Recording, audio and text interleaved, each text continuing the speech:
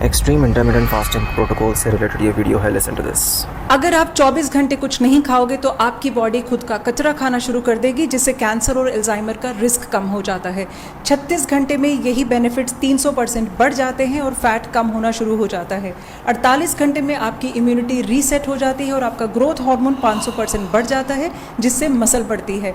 72 घंटे में ये सारे बेनिफिट्स पीक पे होते हैं और इसके बाद आप फिर से खाना शुरू कर सकते हो। Follow us for more such magic board. अच्छा, इसके ऊपर बात करने से पहले मैं चाहूँगा कि एक इस्लाम का पर्सपेक्टिव भी कि जो कि आपने हो सकता है सोशल मीडिया के ऊपर सुना हो, उसको मैं डिस्कस कर लूँ। जो सुना होगा आपने कुछ स्कॉलर्स से कि जो रिलेट करते हैं 3 डे वाटर फास्टिंग को, यानी कि 72 घंटे तक आपने कुछ नहीं खाना सिवाय पानी के, तो वो उस वाक़े से रिलेट करते हैं कि जिसके अंदर में जनाब सैयदा सलामुल्लाह अलैहा के रोज़ों के दरमियान दरवाजे पर साइल आया था, जो साइल हज़रत जिब्राइल थे, और अहले बैत ने अपनी अफ्तार का पूरा खाना वो उस साइल को दे दिया था। और ये वाक़या 3 दिन लगातार हुआ था और अफ्तार की थी पानी और नमक से। अब जब मैंने पर्सनली भी कोशिश की देखने की और कुछ लोगों से भी पूछा इसका, तो मुझे कोई जवाब नहीं मिला, क्योंकि इस तरीके की रिवायात में मौजूद नहीं है कि अगर अफ्तारी दी थी, जो कि अफ्तारी का ही जिक्र है, तो फिर सहरी में क्या खाया, क्या सहरी में भी साइल आया था या नहीं। अगर सहरी में खाना खाया है तो फिर वो 3 डे वाटर फास्टिंग नहीं रही। खैर, अब बात करते हैं साइंस की। तो सबसे पहले इंटरमिटेंट फास्टिंग के अंदर में ड्राई फास्टिंग है और वाटर फास्टिंग है। ड्राई फास्टिंग वो होती है जो हम रोज़ों में कर रहे होते हैं, यानी कि ना खाना है ना कुछ पीना है। वाटर फास्टिंग में आप ये करते हैं कि आप खाना नहीं खाते, एनर्जी का इंटेक नहीं करते, लेकिन आप पानी वगैरह पी सकते हैं, जिसमें आपका एनर्जी का इंटेक ना हो, यानी कि पानी में चीनी वगैरह नहीं मिला सकते। अब जो इसके डिफरेंट रेजिमेंट्स हैं वो है 12-12,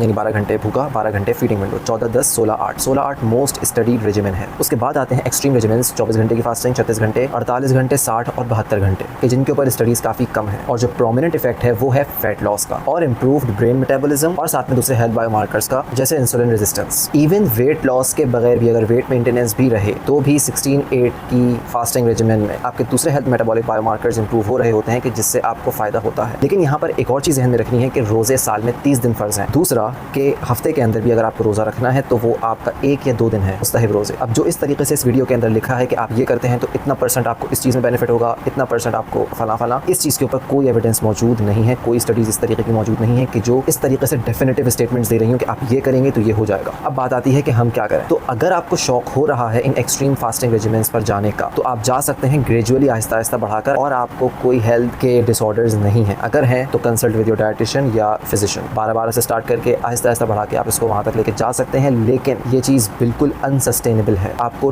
टोटल डिफरेंट जाना पड़ेगा अपने घर के, जो आपका यूजुअली खाना पीना हो रहा होता है, जिस टाइम पर हो रहा होता है, रात का खाना, सुबह का खाना, उससे टोटल अगेंस्ट जाना पड़ेगा। या अगर मिसाल के तौर पे आपके इवेंट्स वगैरह आ गए, वहाँ पे खाना रात को ही देर से हो रहा होता है, 10-11 बजे, तो अगेन वो चीज़ भी आपको इफेक्ट करेगी सस्टेनेबिलिटी में। अब मार्जिनल हेल्थ बेनिफिट्स के लिए, जो कि आपको इन एक्सट्रीम फास्टिंग प्रोटोकॉल से होंगे, आपको टोटल डिफरेंट जाने की ज़रूरत नहीं है अपने और अपनी फैमिली के डेली रूटीन से, और अपने आप को स्टारवेशन में रखते हुए।